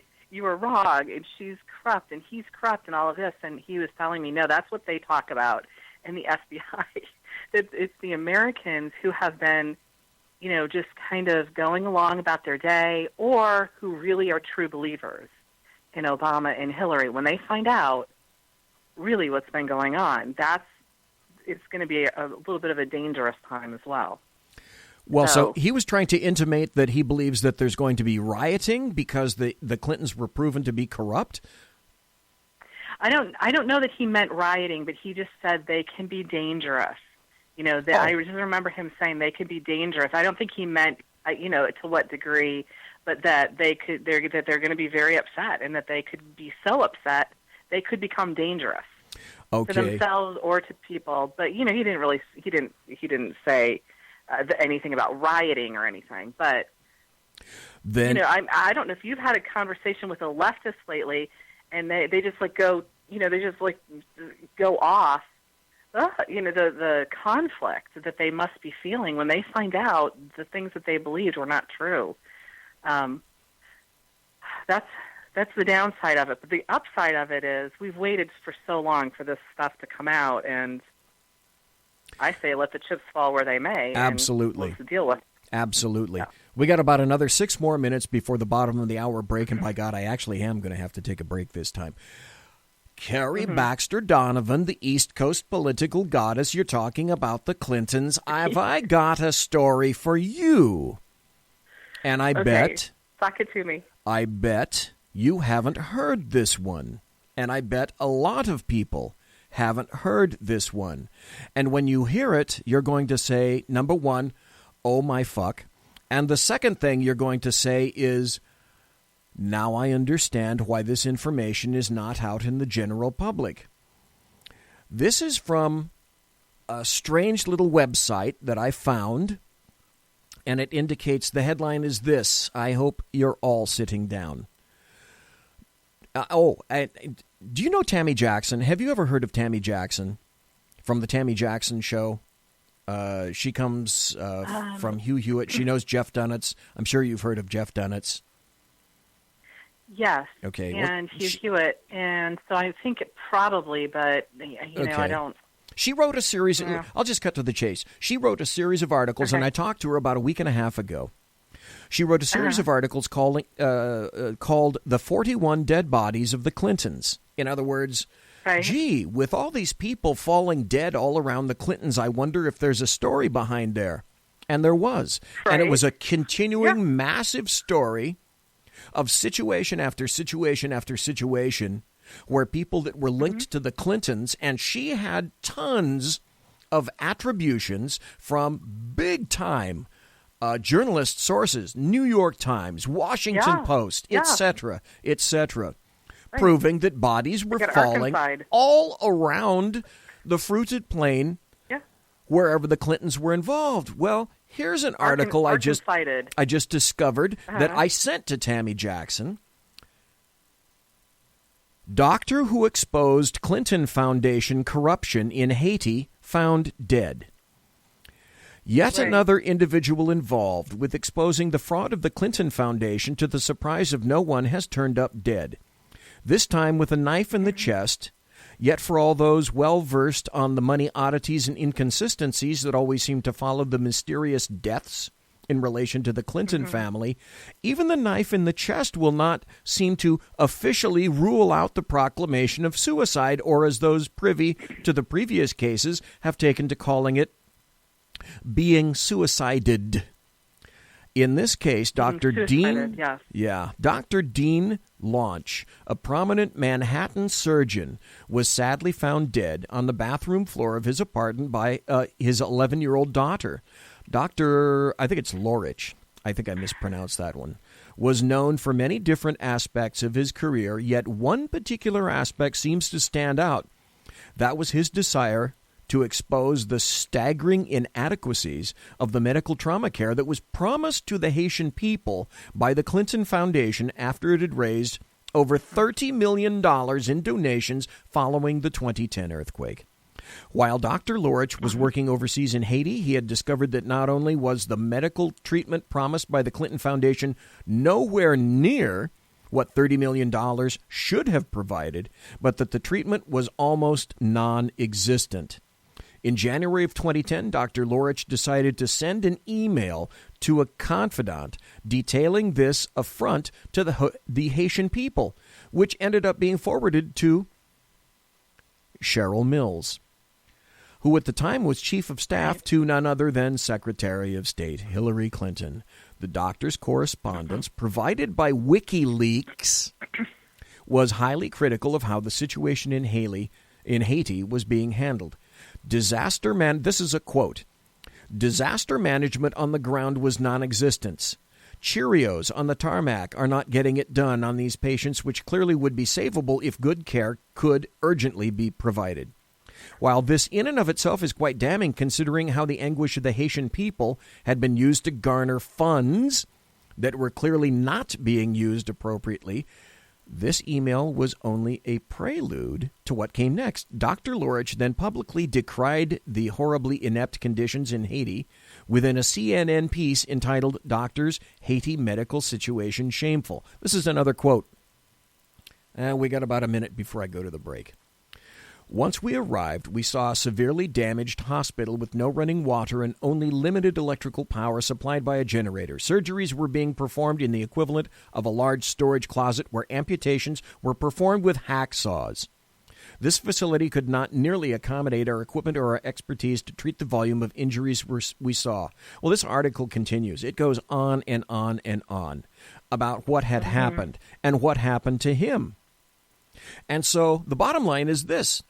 Here's another body that falls, presumably, at the behest of the Clintons, although I don't know for a fact, but this is another in a continuing series where if this, you riddle me this, Kari Baxter Donovan, had this series of deaths been attributed to anyone in the GOP, don't you suspect that there would have been investigation after investigation after investigation, and it would have started, I don't know, a decade ago, 11 years ago. Right. I remember reading back in 97 and 98 online on Free Republic lists of people who had mysteriously died around. At Canic Firearms, we believe in the power of freedom. Freedom to protect, to defend, and to live confidently. That's why we're proud to introduce the Canic Mete MC9L and MC9LS, precision-engineered pistols designed for today's American. Whether you're carrying concealed or out at the range, the MC9L and MC9LS are built for accuracy, durability, and comfort. These pistols are the perfect blend of performance and dependability, because freedom isn't just a right, it's a responsibility. Canic, superior firearms. Around Hillary Clinton. And, the things that she had been involved with the Rose Law Firm and, all of those things. And Vince I think Foster. that it's probably pretty well documented that, I believe that Hillary Clinton is a psychopath.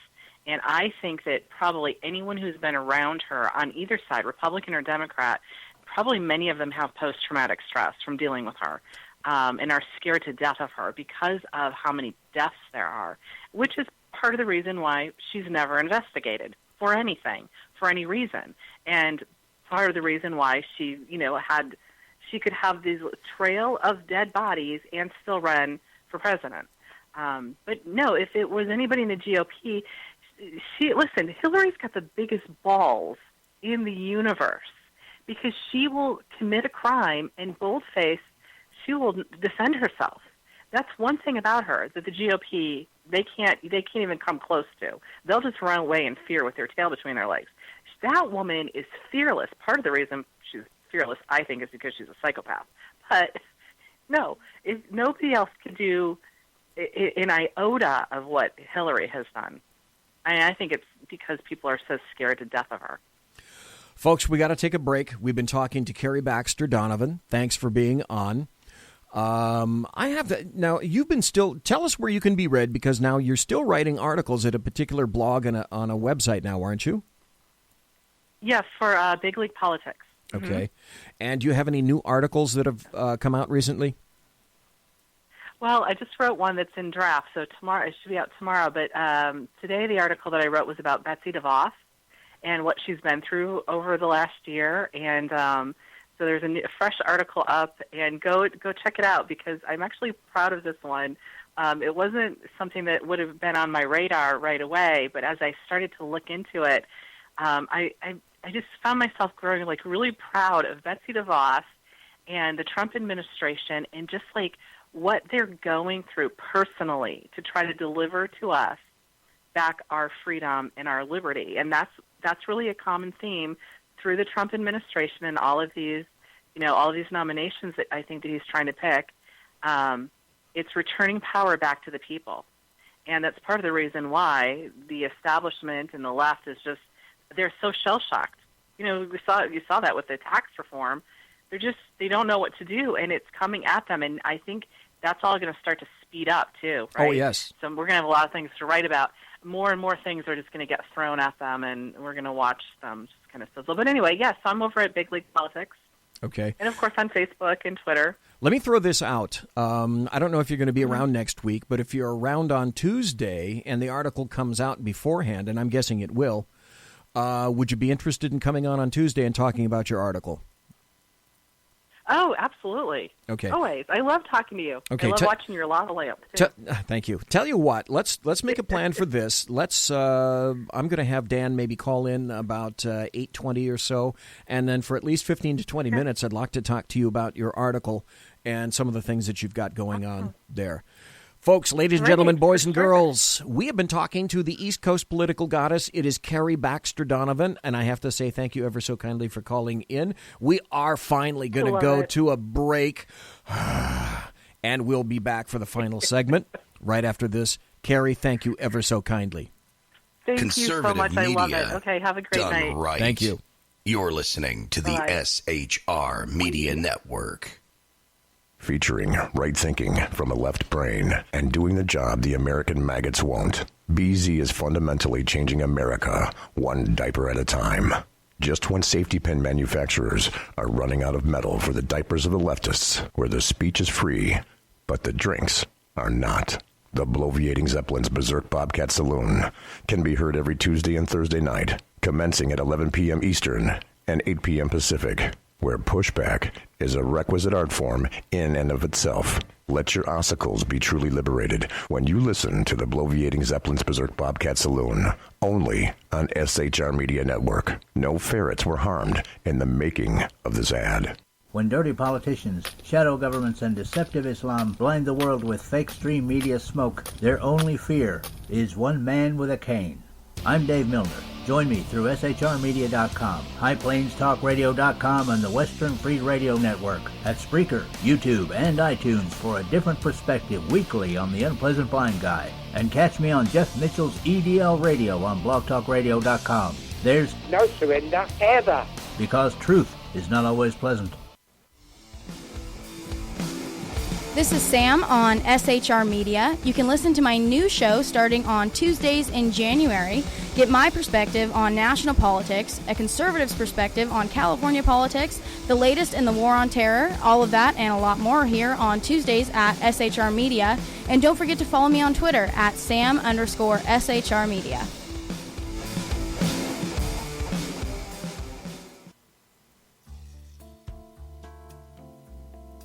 Human by race, Christian by faith, American by nationality, and conservative by choice.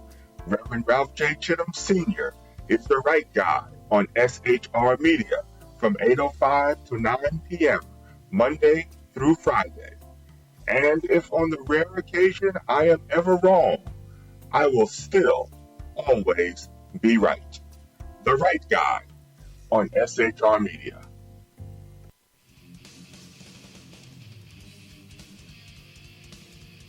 Beware, the Jersey Takeover is here. Every Monday through Friday, 9 p.m. till 11 p.m. Eastern Standard Time, you can catch Reaver Common Sense Show hosted by Jersey Joe, right here on SHRmedia.com. Only Jersey can deliver hell like no one else. So consider this your fair warning.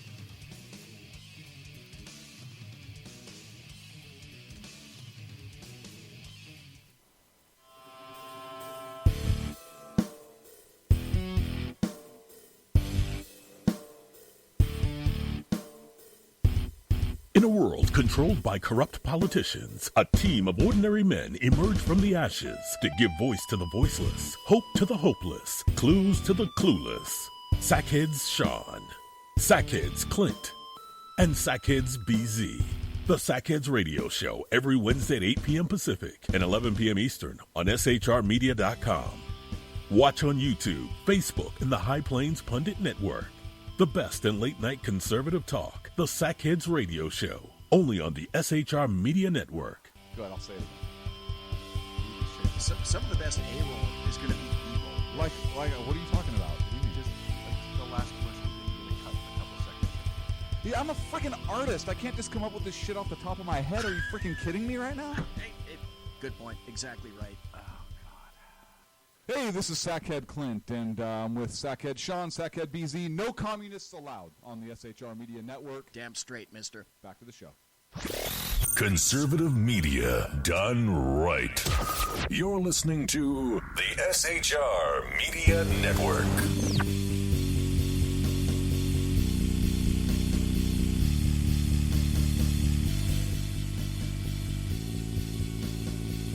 You are, in fact, listening to the SHR Media Network.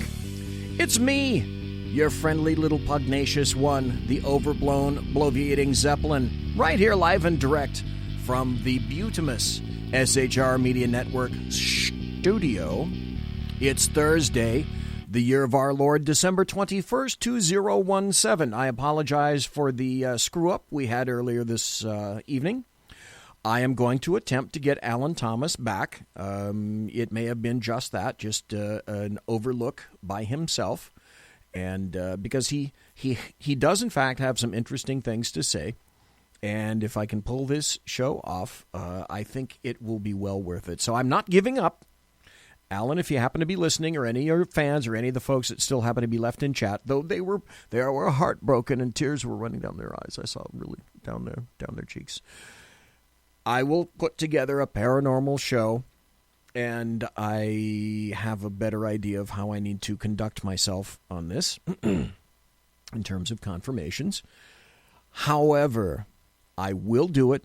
We will pull it out, guaranteed, and I'm going to go through the same promotional stuff again. But in the meantime, we're going to go into some stuff as to why you're here in the first place, and as I quantified all the buttery political goodness that you could ever want. And was there ever an arseload of lugubrious crap that occurred this past week, even though it's only Thursday, and tomorrow could be a whole new bunch of crap that's all pointing right back to corruption on behalf of the Demorats. Continuously. I think what this is leading up to is I truly do think that as the result of such and so many corrupt forces aimed at trying to dethrone Donald Trump, to get in his way even before he was duly elected under the rule of law, we're going to find out that after he was elected, the conspiracy / RICO still continued. And I think it's going to reach up to the highest elements of government on the previous administration. It's going to reach into the highest elements of many law enforcement agencies, specifically to include the FBI and the DOJ.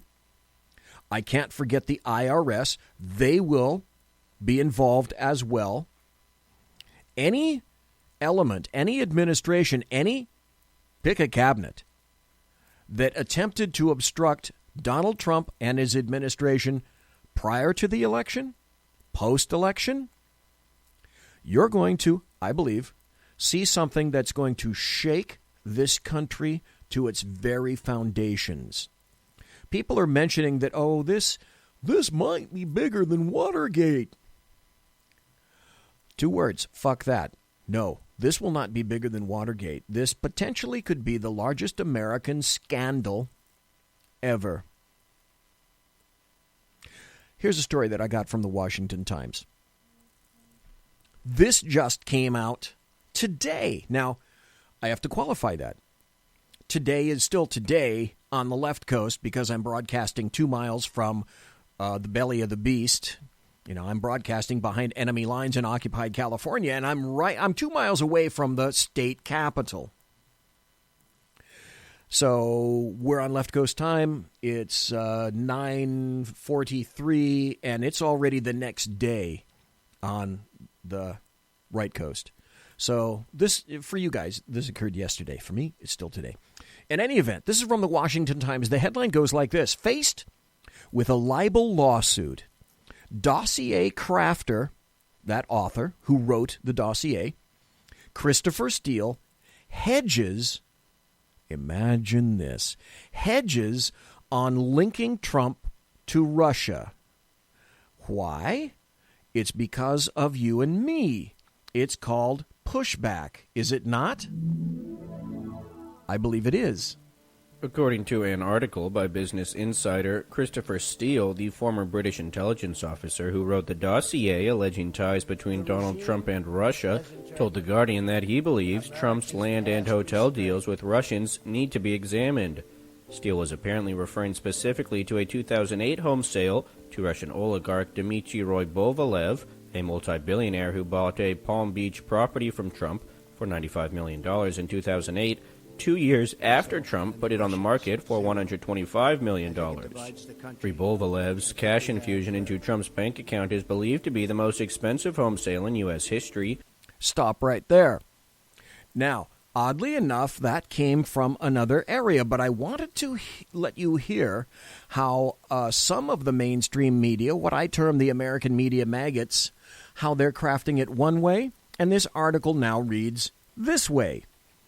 Christopher Steele, the former British spy who fueled an ongoing investigation into President Trump's administration, was a lot more confident of his charges when he wrote his now notorious 2016 dossier than he is today in defending it in a libel lawsuit. Imagine that. While Mr. Steele stated matter-of-factly in his dossier that collusion between Mr. Trump and the Russian government took place, he called it only possible months later in court filings, while he confidently referred to trusted sources inside the Kremlin, in court he referred to the dossier's limited intelligence.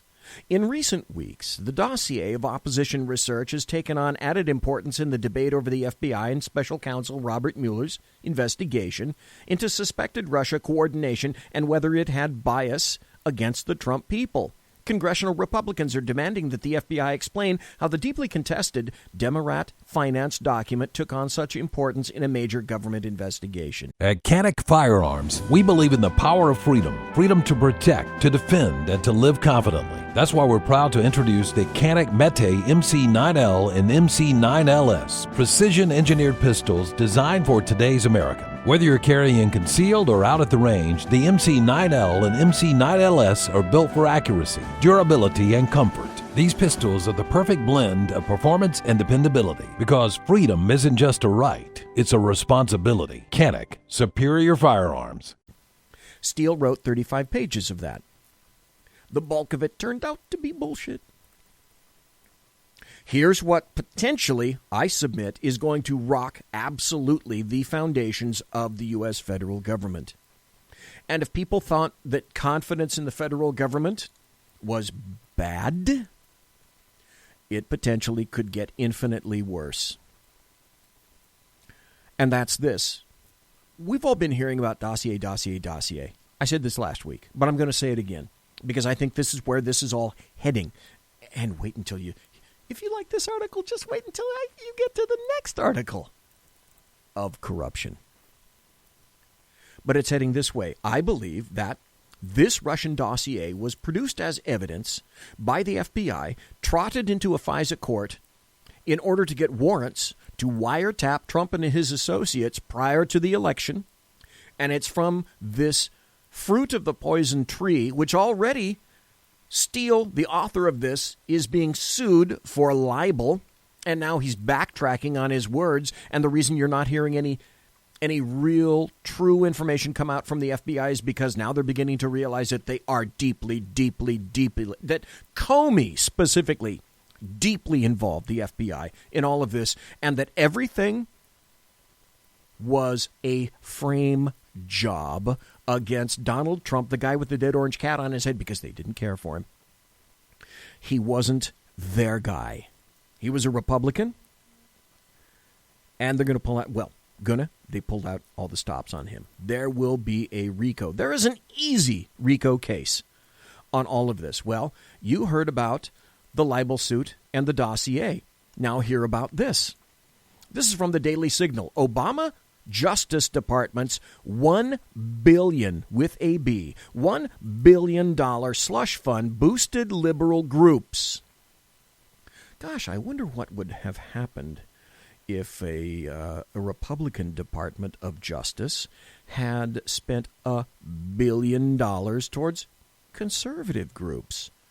What is the Department of Justice doing throwing money after political ends? Gosh, wasn't it all the Democrats who were saying the FBI, the NSA, the DOJ, these are not politically oriented administrations at all.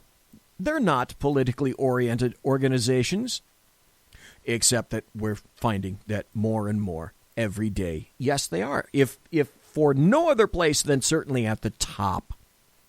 President Barack Obama's Justice Department created a slush fund of nearly $1 billion, using legal settlements with banks, and steered those funds to political allies on the lefts, while excluding conservative groups, internal documents show. So what they're doing is using essentially their ill-gotten gains from various settlements against banks and took that money from lawsuits and diverted it not to the DOJ, but diverted it into leftist organizations. Tony West, an associate attorney general during the Obama administration who was now a top official at PepsiCo, figures prominently in a chain of email messages involving his staff members, the records show.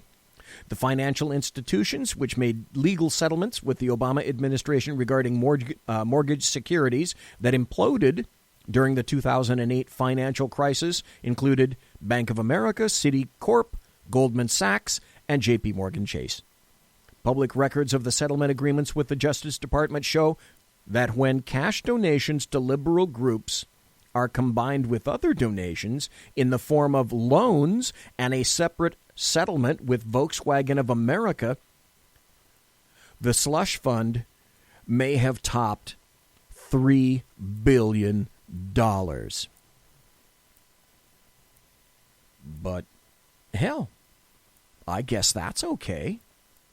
I'm sure it would be okay if a Republican DOJ was doing something like that. Don't you think? Oh, hell yeah. Public records of the settlement agreements with the Justice Department show that when cash donations to liberal groups are combined with other donations in the... Oh, wait, I already read that. It's about $3 billion. The House Judiciary Committee obtained the internal Justice Department documents as part of an investigation conducted in conjunction with the House Financial Services Committee. The emails suggest the Obama administration targeting of conservative organizations was not limited to the actions of Lois Lerner, the official who was in charge of an IRS division that processed various groups' applications for tax-exempt status. A 2013 Inspector General's report found that Lerner's division delayed and obstructed the applications of Tea Party and other conservative groups. In a similar fashion, the Justice Department documents show that West's staff went to great lengths to prevent conservative organizations from receiving any of the settlement funds. But, of course, there's no bias there. There's nothing to see there. All of these articles that I've read, they go on and on and on. And there's so many to read, there's just no time to go through all of them. Let's go to another one. This has a lovely little soundbite to it. The headline is this: Hillary Clinton campaign, DNC, accused of corrupt money scheme in new FEC complaint. That's the Federal Election Commission. It just keeps on Those are the people I listen to. Those are the people that I respond to. I wanted them to know how hard we worked to elect Hillary Clinton and other Democrats up and down the ticket. That was former DNC Chair Donna Brazile on this show last night. Brazile's new book has exposed a lot of what seems to be unseemly collusion between the Democratic National Committee and the Hillary Clinton for President campaign. While Brazile condemns that arrangement, she also insists it was legal, all of it. Cleta Mitchell has been around campaign and finance for a long time, and she's not so sure. She's an attorney and a campaign finance law expert, a Republican. Cleta Mitchell joins us tonight. Sadly, I don't have enough time to play the rest of this because I've got to get to the grist. I've got to get to the bunch of it. You need to hear this, and I bet you're not hearing this, constantly pummeled into the side of your face by the American media maggots. Of course you're not. That's why you come here. A new legal complaint filed with the Federal Election Commission, that's the FEC, alleges that the Hillary Clinton campaign and the Democrat National Committee, the DNC, used state chapters as straw men to circumvent campaign donation limits and laundered the money back to her campaign. Hold that thought. Laundering money. Wait until you hear the next story, and I'm not even done with this one yet. The Committee to Defend the President, a political action committee, filed its complaint with the FEC on Monday with the allegations that the Hillary Victory Fund, HVF, solicited cash from big-name donors, including Calvin Klein and Family Guy creator Seth MacFarlane, money that was allegedly sent through state chapters and back to the DNC before ending up in the Clinton campaign. Officials with the committee said their filing was spurred by their own analysis of FEC reports, where they said they discovered the HVF either never transferred the money to state chapters and back to the DNC, or did so without the state chapters having actual control. But gosh, BZ, wait, there's more. If I can find it, I know it's here. Oh, here we go. This is a lovely little story that I'm sure you're going to love. This is let me preface this way. A long time ago in a galaxy far, far away, back when I was working in detectives, I was working a case involving the Hells Angels, a motorcycle club in California, actually all across the world. And you know what the Hells Angels are. They're called the red and white because those are the colors of the Hells Angels. Down at the corner of Manzanita and Auburn Boulevard was a place called Red and White Motors. It was a car lot, but it was a Hells Angels car lot, one in which they were used to launder money. Here's another article. Like I said, but wait, there's more. This is from dailycaller.com. House IT aides, that's information technology, House IT aides ran car dealership with markings of a nefarious money laundering operation. Well, it doesn't get any better than that. The used car dealership known as CIA never seemed like an ordinary car dealership with inventory, staff, and expenses. On its Facebook page, CIA staff were fake personalities such as James Falls O'Brien, whose photo was taken from a hairstyle model catalog, and Jade Julia, whose image came from a page called Beautiful Girls Wallpaper. If a customer showed up looking to buy a car from Cars International A, often referred to as CIA, Abid Awan, who was managing partner of the dealership while also earning $160,000 a year handling IT for House Democrats, would frequently simply go across the street to another dealership called AAA Motors and get a car. If AAA borrows a car to Cars International and they have a customer, it was simply to take the car across the street and sell it and then later on give the profit back or not. Nasir Katak, who ran the long-standing AAA dealership, testified in the lawsuit. There was no documentation. If you go and try to dissect, you will not be able to make any sense out of them because there were many, many dozens and dozens of cars transferred between the two dealerships and between other people. Katak did not explain why he would ruin his existing business to help the Awans. All of those transactions were to support Cars International A. From AAA Motors, he testified, that's why I did not make any money from my dealership because my resources were supporting Cars International A. He said only Imran Awan knew what became of the money. It was Imran Abid, Awan's brother, who was running the business in full control. This is the buttery goodness part. Imran Awan and his family members were congressional IT aides who investigators said made unauthorized access to the House Democrat caucus server thousands of times, at the same time as they worked for and could read all of the emails of congressmen who sat on committees like Intelligence, Homeland Security, and Foreign Affairs. While that's going on, they also ran a car dealership that took money from a Hezbollah-linked fugitive and whose financial books were indecipherable and business patterns bizarre, according to testimony in court.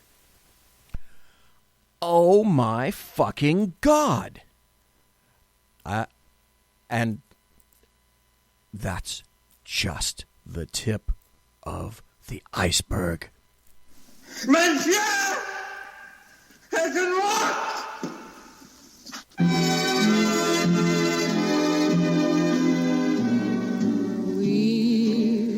We are coming to a crash, ladies and gentlemen. There's going to be a massive crash in this government. I see it now. I'm predicting it now. And folks, I want to thank you for listening tonight to the Bloviating Zeppelin's Berserk Bobcat Saloon. I know you were disappointed. I was. I'm still going to try to get Alan Thomas back because I think he has a unique and interesting tale to tell on the SHR Media Network. You know, if you want to contact me, you can always find me on Twitter at bzep, on my blog at bloviatingzeppelin.net. You want to send me a hate email like other people have done, why should you be any different? bz at shrmedia.com. Promotional consideration by Lockheed Martin Skunk Works and the Boeing Company. If it ain't Boeing, I ain't going. And of course, Pratt & Whitney engines thrust you can trust. Thanks also to my personal KC-135 Get to One refueling team, with whom I will be consorting shortly. Thanks for listening. God bless. Take care. Thanks for being in chat. Have a very Merry Christmas. See you next Tuesday. God bless. Everybody quiet down now and get some sleep. Good night, everybody. Good night, Mama. Good night, Ben. Good night, everyone. Good night, Mama. Good night, Daddy. Good night, children. Good night, Daddy. Good night, Elizabeth. Good night, John Boy. Good night, Jim Bob. Good night, Jim Bob. Good night, Jim Bob. What's going on? I was asleep. What's everybody doing? Good night, Good night, Jim Bob. Go to sleep.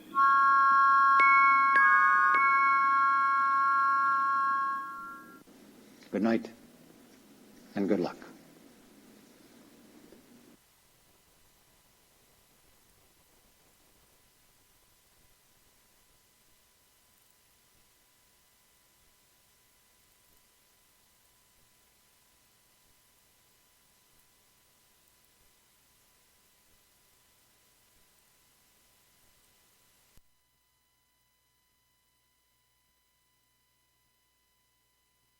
At Century Arms, we're committed to supporting your freedom, your rights, and your way of life. With generations of craftsmanship and innovation, we proudly provide firearms that embody the spirit of liberty. Introducing the new Sharp Brothers MB-47 rifle, designed for precision, built for strength, and ready for anything. Whether you're on the range or defending what matters most, the MB-47 rifle is where generation meets innovation. For more information, visit us at centuryarms.com now.